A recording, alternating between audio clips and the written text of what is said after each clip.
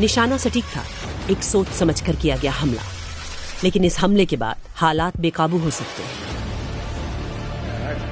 Iran के supreme leader का कहना है कि दमिश्क में उनके वाणिज्य दूतावास पर हमले के लिए इजराइल को सजा मिलनी चाहिए। इस हमले में ईरान के एक बड़े सैन्य कमांडर समेत कुल 7 लोगों की मौत हुई थी। इजराइल ने कहा कि अगर उसकी धरती पर कोई भी हमला होता है तो वो जवाबी कार्रवाई करेगा। लेकिन इजराइल चिंतित भी है। उसने अपने सुरक्षा बलों की छुट्टियां रद्द कर दी हैं और एयरफोर्स के रिजर्व कर्मचारियों को भी बुलावा भेजा है। हमारा सीधा सा उसूल है, जो हमें नुकसान पहुंचाएगा हम उसे नुकसान पहुंचाएंगे। हम इस्राएल की सभी रक्षा जरूरतों को पूरा करने के लिए तैयार हैं, रक्षात्मक तरीके से भी और आक्रामक तरीके से भी। ईरान के लिए एक ऐसी चेतावनी जिसे इजरायली भी सुन रहे हैं।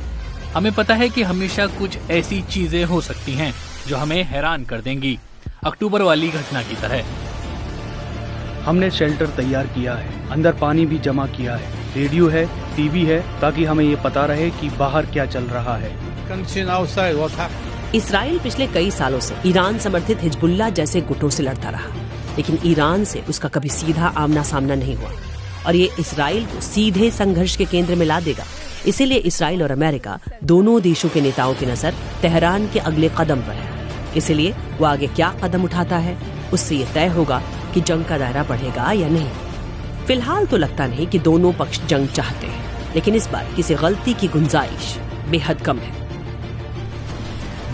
अगर इसराइल पर हमला होता है, ईरान हमला करता है और ये हमला कहां से होता है, इसी के आधार पर इसराइली प्रतिक्रिया होगी। ऐसे समय में जब दोनों पक्ष तनाव को बड़े स्तर पर नहीं ले जाना चाहते, इस जंग का दायरा और बढ़ा सकता है।